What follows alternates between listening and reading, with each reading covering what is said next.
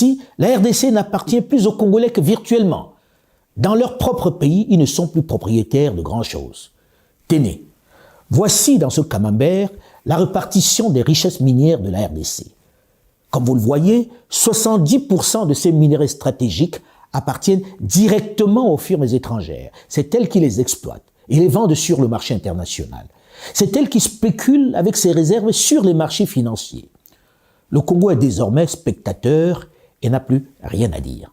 Ces entreprises, elles ont pris nos gisements, elles sont allées les donner en garantie à des banques étrangères et elles ont emprunté. Au lieu d'amener des capitaux qu'on nous avait promis, c'est des prêts qu'on nous a amenés à des taux qui dépassaient 10% alors que nous savons qu'ils les avaient à 2 ou 3%. Dont les entreprises à qui on a donné les concessions sont allées gager les mines du Congo auprès des banques. Et ont emprunté alors qu'elles devaient amener des capitaux. Elles ont amené plutôt des prêts. Je ne vais pas revenir sur ces pillages de grands groupes internationaux dont j'ai parlé dans une précédente chronique que j'ai intitulée « Comment récupérer nos richesses minières » et qui est encore sur ma chaîne YouTube. Et les 30% restants, à qui appartiennent-ils? Ceux qui théoriquement ont échappé à l'appétit vorace de ces firmes, ce que l'on appelle l'industrie artisanale, qui en bénéficie?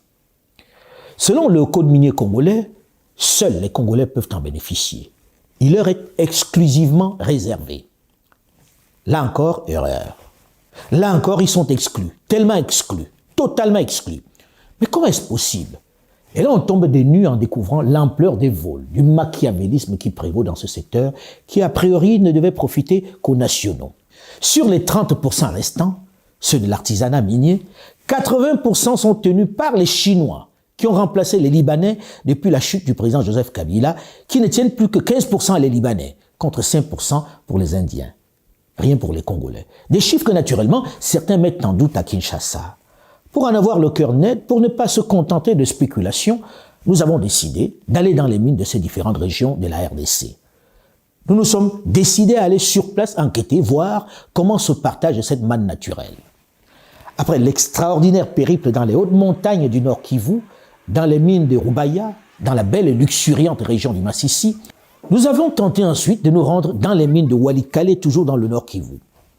Figurez-vous que malgré la présence dans notre avion des autorités locales, notamment des députés nationaux, du président du conseil d'administration de la puissante Gécamine, des administrateurs de la FEC, la Fédération des entreprises du Congo, malgré l'autorisation donnée par la présidence de la République, tenez-vous bien, la société américaine Alpha Mine, propriétaire de Bézi, à Walikale, producteur d'étain et de cassitérite, nous a clairement dit qu'il n'acceptait pas que nous venions chez lui. Pas question de venir fouiller dans ses affaires. En plus, c'est lui qui possède l'aérodrome, le seul dans le coin. C'est dire la puissance de la firme. Il est sur son territoire et pour atterrir sur place, même l'autorisation de la présidence de la République ne suffit pas. Allez donc déterminer les quantités d'or et de coltan qu'il y produit. Allez donc savoir ce qu'il fait dans sa propriété, puisque l'autorité n'y a pas accès.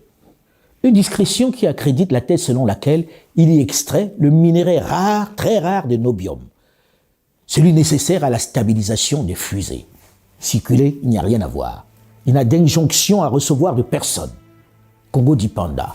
Bref, de guerre lasse, nous avons capitulé et figurez-vous que nous sommes là dans la région du Nord Kivu qui est en état de siège, avec un gouverneur militaire. Impossible de le faire plier. Il est le roi sur place, n'en déplaise à ceux qui parlent de souveraineté du Congo. Nous avons ensuite mis le cap sur le sud Kivu en empruntant le majestueux lac Kivu et ses paysages à vous couper le souffle. Malheureusement, dans ce décor de rêve, nous avons croisé des esclaves des temps modernes dans les mines de Luhihi, dans le territoire de Kabare, dans le sud Kivu. Je vous épargne l'étape éprouvante sportive des Nyabibwe, perchés à 2200 mètres d'altitude, où les creuseurs ont fait des gruyères dans l'impressionnante montagne. Un vrai supplice. Mais le plus fort dans cette aventure était l'étape suivante. Une fois à Bukavu, la capitale de la province du Sud Kivu, nous avons décidé de partir vers les mines d'or de Kamituga. En raison de l'insécurité sur les routes, nous avons choisi l'option d'un petit avion. On se retrouve à l'aéroport de Bukavu. Là, nous sommes à l'aéroport de Bukavu. Pour aller sur une mine du Congo, il faut l'autorisation des Chinois. Ça veut dire que il existe un territoire chinois dans ce pays, la RDC. Un territoire chinois tout simplement parce que personne ne sait ce qu'on produit dans ces mines-là, personne ne sait les quantités de minerais que l'on sort dans ces mines-là. Personne ne sait ce qui se passe dans ces camps-là, dans ces mines-là. Ils déclarent ce qu'ils veulent, mais c'est classé en mine artisanale. Dans les statistiques des mines que l'on présente, personne ne peut dire ce qui sort des mines chinoises. Les compagnies occidentales qui ont acheté ici il y a quelques années, qui ont signé ici il y a quelques décennies, les ont toutes vendues à celui